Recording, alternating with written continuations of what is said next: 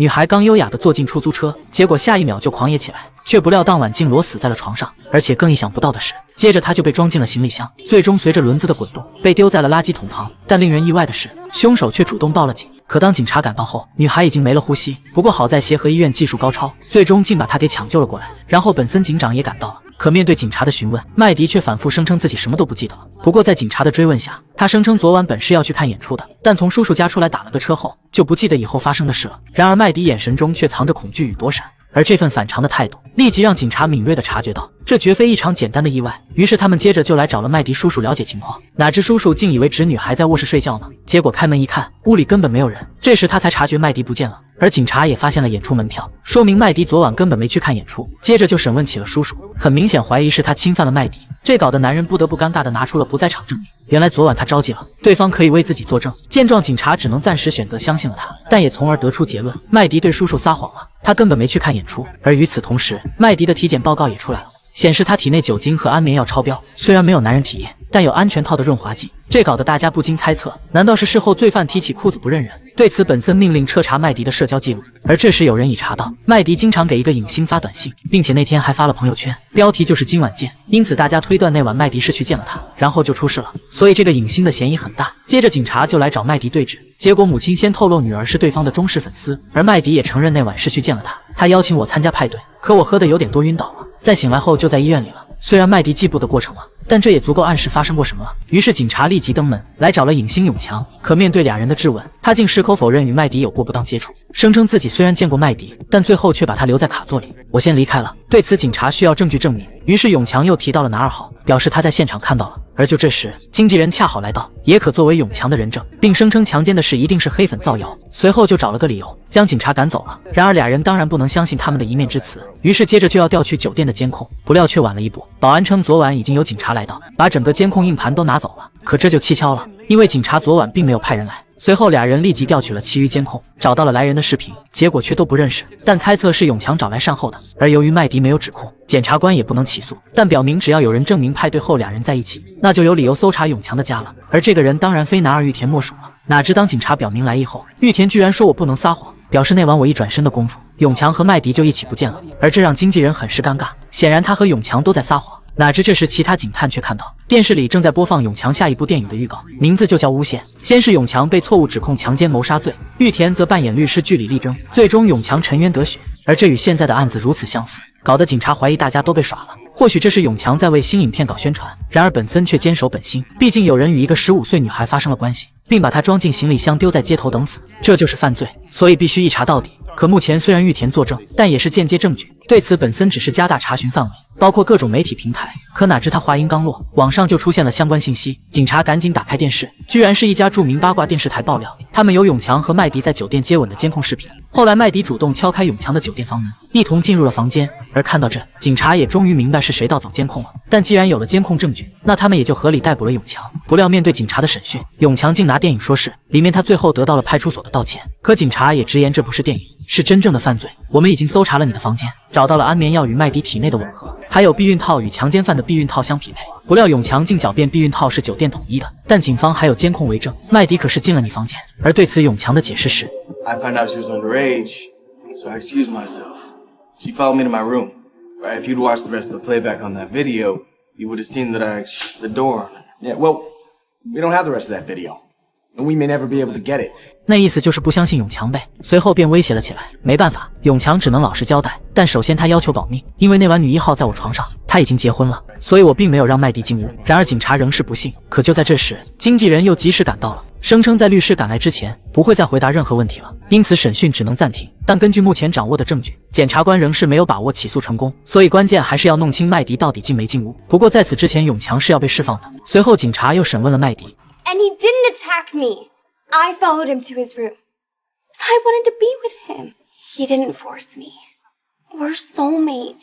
I've been dreaming that this would happen, that he would fall in love with me. So I went into his bathroom and took some of his pills, just to calm my nerves. I guess the pills were strong, or maybe it was the cocktails at the party. A lot's fuzzy. 可警察只想知道你俩到底发生关系没？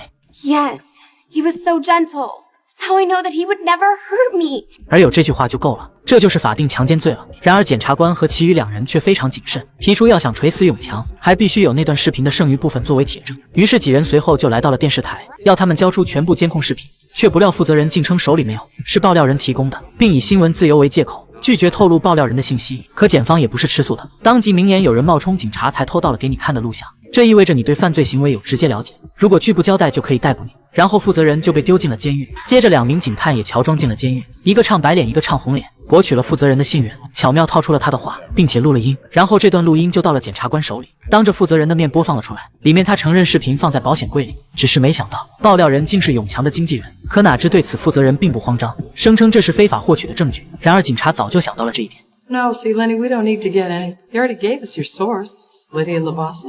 Tell us what went down. No one finds out you helped. Refuse to cooperate, we release you. And leak that you talked to save your own skin.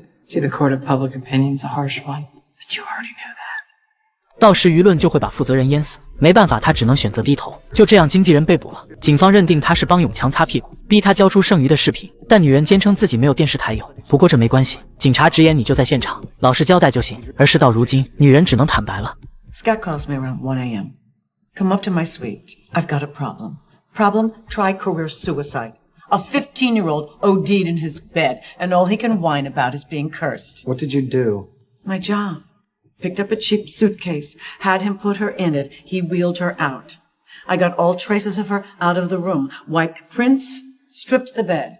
Right, then you called LMZ and had him pull that security video. He swore he wouldn't release any of it. They screwed me with that exclusive of Scott and the girl in the hallway. An ethical lapse by LMZ. I'm shocked. They didn't commit a crime. You did. 接着女人做出了正确选择，坦白了都是永强干的，来换取宽大处理。而既然有了经纪人的证词，警察又再次逮捕了永强。却不料得知消息的麦迪十分生气，竟主动维护起了永强。可本森一眼就看穿，麦迪深陷在了对永强的病态幻想中，甚至在遭受伤害后，仍坚信自己在守护偶像。然而麦迪却坚称经纪人说谎了，这倒把警察搞懵了。随后麦迪坦白并没和永强发生关系。Once he found out how old I was, he got scared. So, you followed him to his hotel suite. He opened the door. I saw Catalina Soren from his movie. She was behind him in a robe. He told me I was a nice girl, but too young for him. He told me to go home. I just started crying after he closed the door. That's when Sky came out. He invited me into his room to clean myself up. We had more drinks. I took some of his pills. He was so understanding about Scott, telling me what a jerk he was. We started making out. We had sex. Everything is hazy. Next thing I know, I'm in the hospital.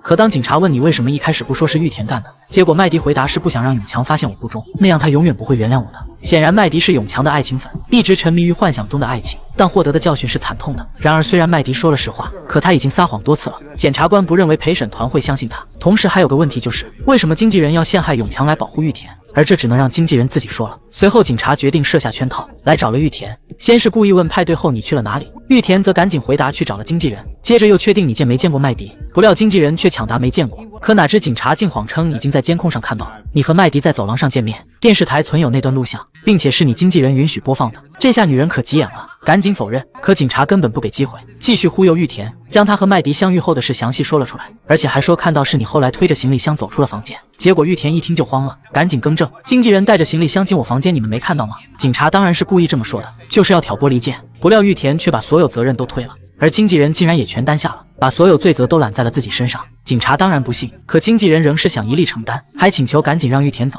因为他刚成为了一部大片的主演，当然警察是不会允许的。而既然真凶已经抓到，随后检察官撤销了对永强的指控，结果永强在现实里演了一遍被诬陷。事后警察还以为要被要求道歉，不料永强竟很感谢他们，因为警方查明了真相，也揪出了是经纪人陷害自己，只因自己不和他同流合污。随后永强对着媒体发表了自己的感受，结果又收获了一波狂热粉丝，不知他还能不能坚守住底线了。而麦迪的悲剧则警示着每一个追星者，明星的光环终究是虚幻的，切勿将幻想当作现实，更不要因为盲目崇拜迷失自我，付出惨痛的代价。